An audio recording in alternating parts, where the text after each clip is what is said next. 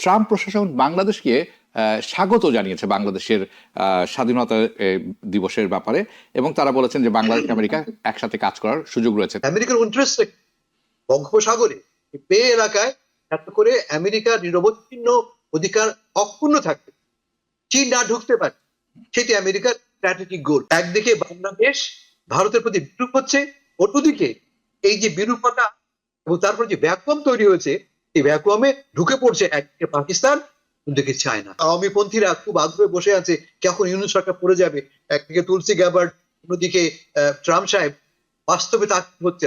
Doctor ইউনূসের China সফর, এবং দেখে শুনে মনে হচ্ছে যে বাংলাদেশ সরকার এই মুহূর্তে চায়নামুখী আছেন, ফরেন পলিসির কথা বলছি, এবং তাতে বিরাগ ভাজন হওয়ার সম্ভাবনা খুবই বেশি, এবং ইন্ডিয়ার খুশি হওয়ার কোনো কারণ নেই।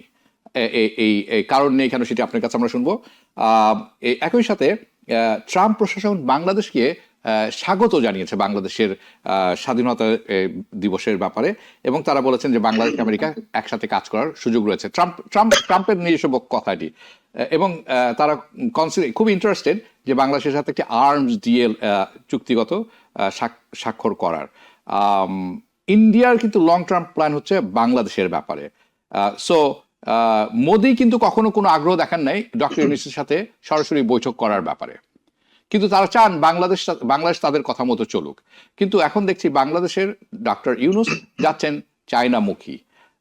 এই যে ব্যাপারটি হচ্ছে, এটি যদি আপনি আমাদেরকে একটু ভেঙে বলেন। আমরা জানি যে আমাদের আজকে সময়ের স্বল্পতা আছে, সো এটি হবে দ্বিতীয় প্রসঙ্গ এবং শেষ প্রসঙ্গ। চলুন শুরু করি। হাবিব ভাই, চায়না নিয়ে কথা বল, এই প্রসঙ্গে একটু আমাদের একটু কেয়ারফুল হতে হবে। কারণ যদি এই সফরের লক্ষ্য হয়ে থাকে ভারতকে বুড়ো আঙ্গুল দেখানো, তাতে কিন্তু আমাদের আলটিমেটলি ক্ষতি হবে। যেটা প্রয়োজন হচ্ছে ব্যালেন্স অর্জন করা, ভারসাম্য অর্জন করা। গত 15 বছরে আমাদের পররাষ্ট্রনীতি সম্পূর্ণ ভারত মুখাপেক্ষী ছিল। এমন প্রতিটি প্রশ্নে আমরা ভারত হা না বলা পর্যন্ত আমরা হা বলতাম না। এখন যেটা অ্যাড হলো ইউনূস সাহেবের এই সফরের মাধ্যমে, আমরা এখনো জানি না এটা আলটিমেটলি এই ফল দেবে কিনা। অ্যাটলিস্ট বাংলাদেশ আশা করতেছে বাংলাদেশ একটা চীনা কার্ড, তার চায়না কার্ড অর্জন করলো, যেটা সে ব্যবহার করতে পারে তার রিজিওনাল এবং গ্লোবাল পলিটিক্যাল ইন্টারঅ্যাকশনে। কিভাবে? একাধিক। প্রথমত আমাদের পোর্টফোলিওটা, ব্যবসা, যেমন আপনি ব্যবসায় মানুষ ভালো জানেন, আপনি পোর্টফোলিওটা উনি ডাইভার্সিফাই করছেন। একটা কোম্পানির শেয়ার না ভাই, আমার কাছে আরো 5টা কোম্পানির শেয়ার আছে। একটা কোম্পানি ফল করে ক্ষতি নেই, আরো বাকি 3টা কোম্পানি আছে, আমি আলবাতি জ্বলবে না। পোর্টফোলিও ডাইভার্সিফাই করছি আমরা চায়না, একমাত্র ভারত থেকে বের হয়ে আমরা চলে যাচ্ছি চায়না। চায়নার কাছে কি চাই আপনার? চায়নার কাছে আমাদের একাধিক জিনিস চাওয়ার আছে। প্রথম চাওয়ার কাছে ডিপ্লোম্যাটিক সাপোর্ট, রিজিওনালি ইন্টারন্যাশনালি আমার পাশে তুমি থাকবে, যেমন ভারত ছিল। এই অ্যাসুরেন্সটা। আর এই প্র্যাকটিক্যাল টার্মস আমরা চাই আমাদের ইনফ্রাস্ট্রাকচার ডেভেলপমেন্টে চায়নার পার্টিসিপেশন এবং ঋণ ও অনুদান। এটা একটা আমাদের দেশের অর্থনীতি, প্রাইভেট সেক্টরে ইনভেস্টমেন্ট। আপনারা জানেন চিরাং অলরেডি একটা চায়না ইকোনমিক ফ্রি জোন তৈরি করা হচ্ছে শুধুমাত্র চাইনিজদের পার্টিসিপেশনের জন্য। ম্যাসিভ একটা উদ্যোগ নেওয়া হচ্ছে। রেসপন্সটা কেমন? মুখে যত বলা হচ্ছে, কাজে ততটা নয়। কিন্তু এবার যে মিটিং হলো 4 দিনের, আজকে উনি ফিরবেন, দিন শেষে আমরা তার জয়েন্ট কমিউনিকে পাবো। আমরা দেখতে পাচ্ছি আমরা এরপরে $2.1 বিলিয়ন একটা কমিটমেন্ট চুক্তি করা হচ্ছে। $2.1 বিলিয়ন, which is nothing। আপনি জানেন যে এই ঈদ উপলক্ষে 7 দিনে প্রবাসীরা $3 বিলিয়ন পাঠিয়েছে। এখানে চীনের কাছ থেকে আমরা $2.1 বিলিয়ন ঋণ এবং গ্র্যান্টস পাবো। Nothing to celebrate about, but nonetheless চীন আমাদেরকে একাধিক ক্ষেত্রে কমিটমেন্ট জানিয়েছে, সিগনিফিকেন্ট কমিটমেন্ট। আমার কাছে মনে হচ্ছে যে চীন আমাদের প্রাইভেট সেক্টর অ্যাটলিস্ট 40টা কোম্পানি বাংলাদেশে ইনভেস্ট করবে কয়েকশো মিলিয়ন ডলার বিভিন্ন গার্মেন্টস সেক্টর। এটা একটা। আর একটা বড় যেটা আমার চোখে যেটা সিগনিফিকেন্ট মনে হচ্ছে এই যে স্বাস্থ্য খাতে চীনের কোঅপারেশন। আপনারা জানেন যে আমরা লিটারালি ভারতের উপর নির্ভরশীল হাই কোয়ালিটি মেডিকেল ট্রিটমেন্টের জন্য। লক্ষ লক্ষ মানুষ $1 বিলিয়ন আমরা ইনভেস্ট করি, খরচ করি ভারতে মেডিকেল ট্রিটমেন্ট পাওয়ার জন্য। চীন আমাদের জন্য সেই দ্বারটা খুলে দিচ্ছে। চীনের একটি প্রদেশে আমাদের জন্য এক্সক্লুসিভলি ফর বাংলাদেশে 4টি হসপিটাল করা হচ্ছে, এবং চীন বাংলাদেশেও একটি হসপিটাল এবং ইউনিভার্সিটি তৈরি করে দিচ্ছে আমাদের জন্য, যা আমাদের দেশের চিকিৎসার মান উন্নত করতে একটি বড় ভূমিকা রাখে। ফাইনালি বলবো, সবচেয়ে বড় ইস্যু আমাদের সামনে রোহিঙ্গা ইস্যু, এবং রোহিঙ্গা ইস্যুতে চায়না ক্যান ভেরি ইম্পর্টেন্ট। এখানে আমার সন্দেহ আছে, আমার উদ্বেগও আছে। মাথায় রাখতে হবে যে চীন কিন্তু অনেক আগেই এই প্রবলেম সলভ করতে পারত যদি চীন চাইতো। কারণ আপনারা জানেন যে গত 20 বছর ধরে রাখাইনে, যেখানে আমাদের রোহিঙ্গারা বাস করে, সেখানেই তারা একটা বিশেষ অর্থনৈতিক জোন গড়ে তুলছে। ওরা এটাকে বলছে ইকোনমিক করিডোর, এবং ওরা একটি ডিপ সি পোর্ট তৈরি করেছে এই ঠিক এই জায়গাটাতেই। এটা খুব ইন্টারেস্টিং। কাউক ডিপ সি পোর্ট তারা নির্মাণ করেছে, যে পোর্ট থেকে সরাসরি বার্মা থেকে হিউনান প্রদেশকে এক্সপোর্ট করা যাবে, মূলত গ্যাস ও তেল।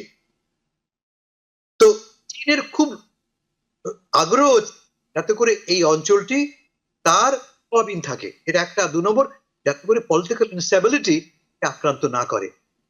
মাথা রাখতে হবে যে চীনের সাথে চীনের সামরিক বাহিনী বিদ্রোহীদের উভয় পক্ষের খুব যোগাযোগ আছে।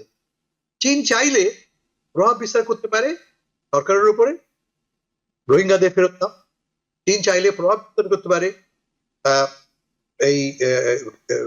এই অঞ্চলে বিদ্রোহী বাহিনী বাধ্য করতে, এদেরকে ফেরত নাও। এখন পর্যন্ত আমরা এমন কিছু দেখিনি যাতে বলতে পারি আমরা যে চীন উদ্যোগ নেবে বা নিচ্ছে। দুটো উদ্যোগ এখানে, জাতিসংঘের মাধ্যমে একটা উদ্যোগ দেখেছি আমরা, তারা একটা প্ল্যান করেছে রিপ্যাট্রিয়েশনের।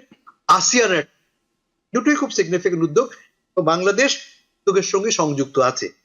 চীন যদি তার ওয়েটটা কোনো একটার উপরে প্রয়োগ করে, কিন্তু একদিকে সরকার, অন্যদিকে বিদ্রোহী বাহিনী, উভয় পক্ষে বাধ্য হবে কথা শুনতে। ফলে আমার বিশ্বাস এই যে এই সফরের ফলে, কারণ আলোচনাটা কেন্দ্রীয় বিষয় ছিল কিন্তু রোহিঙ্গা সমস্যার সমাধান, আমরা আশা করতে পারি যে সত্যি সত্যি চীন আমাদের সাথে সম্পূর্ণ ঘনিষ্ঠ করতে চায় রোহিঙ্গা ইস্যুতে, আমাদের একটা ভালো প্লেয়ার।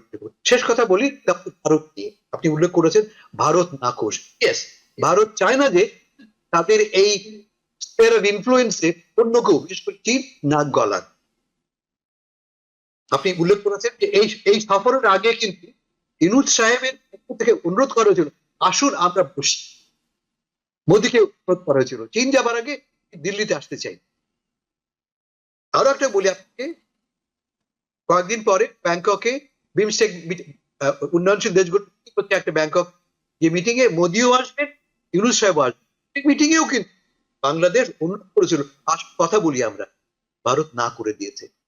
আমি বলবো ভারতের একটা প্রচুর রকম বোকামি হচ্ছে, কারণ এই গোসা করে থেকে গোসা করার ফল হচ্ছেই যে একদিকে বাংলাদেশ ভারতের প্রতি বিরূপ হচ্ছে, অন্যদিকে এই যে বিরূপতা এবং তারপর যে ভ্যাকুয়াম তৈরি হয়েছে, এই ভ্যাকুয়ামে ঢুকে পড়ছে একদিকে পাকিস্তান, অন্যদিকে চায়না। এটা ভারতের স্ট্র্যাটেজিক ইন্টারেস্টকে কোনোভাবেই প্রোটেক্ট করতে না। ফলে আমি যদি ভারতের পররাষ্ট্রমন্ত্রী হই বা ভারতের প্রধানমন্ত্রী হই, আমি চেষ্টা করব বাংলাদেশের সঙ্গে সম্পর্কটা উন্নত করতে, তাকে নষ্ট করতে না। আপনি ছোট্ট, আপনি 30 সেকেন্ডের মতো সময় পাবেন বা 40 সেকেন্ডের মতো। বাংলাদেশে অস্ত্র বিক্রয়ের আগ্রহ দেখিয়েছে America. How do you see it? Very significant. শুধু অস্ত্র বিক্রি নয়, আমরা দেখছি গত 15 দিনে একের পর এক বার্তা পেয়েছি আমরা আমেরিকা থেকে যে আমরা তোমাদের সাথে সম্পর্ক উন্নয়ন করতে চাই, আমরা তোমাদেরকে আমরা অ্যাবান্ডন করতে। আমি জানি আওয়ামীপন্থীরা খুব আগ্রহে বসে আছে কখন ইউনূস সরকার পড়ে যাবে, একদিকে তুলসী গ্যাবার্ড, অন্যদিকে ট্রাম্প সাহেব। বাস্তবে তা হচ্ছে, বাস্তবে আমরা দেখছি খুব স্ট্র্যাটেজিক্যাল থিঙ্কিং আমেরিকার পক্ষ থেকে, যে বাংলাদেশকে তারা চায় অ্যাজ এ পার্টনার। তারা দেখছে ভারত সরে যাচ্ছে, চীন ঢুকছে, আমেরিকার ভালো পছন্দ করছে না। আমেরিকার ইন্টারেস্ট বঙ্গোপসাগরে বে এলাকায় যাতে করে আমেরিকার নিরবচ্ছিন্ন অধিকার অক্ষুণ্ণ থাকবে, চীন না ঢুকতে পারে, সেটি আমেরিকার স্ট্র্যাটেজিক গোল, কৌশলগত ঐক্য সেখানে। এবং সেই জন্যই আপনারা দেখেছেন গত সপ্তাহে একজন হাই লেভেলের নেভাল কমান্ডার ঘুরে গেছেন বাংলাদেশ, এবং তিনি কি বলেছেন, আমাদের কাছ থেকে অস্ত্র কেন, এবং এও বলেছেন যে আমরা চাই আমাদের মধ্যে এই সামরিক নিরাপত্তার জন্য সম্পর্ক আরো ঘনিষ্ঠ হোক। এর দুটো বার্তা। এক হচ্ছে আমেরিকা বলছে বাংলাদেশ তোমার সাথে আমি আছি, ইউনূস তোমার সাথে আমি আছি। আর 2 নম্বর সবচেয়ে বেশি ইম্পর্টেন্ট যেটা হতে হচ্ছে যে যারা ভেবেছে ট্রাম্প সাহেব আগামীকাল ইউনূস সরকারকে ধাক্কা দিয়ে ফেলে দেবে, তাদের জন্য একটা বার্তা যে না, তাদেরকে ফেলে দিচ্ছি না, তাদের পাশে রাখছি। নিউ ইয়র্ক থেকে সম্প্রচারিত TVN 24 টেলিভিশন বিশ্বজুড়ে বাঙালির কণ্ঠস্বর।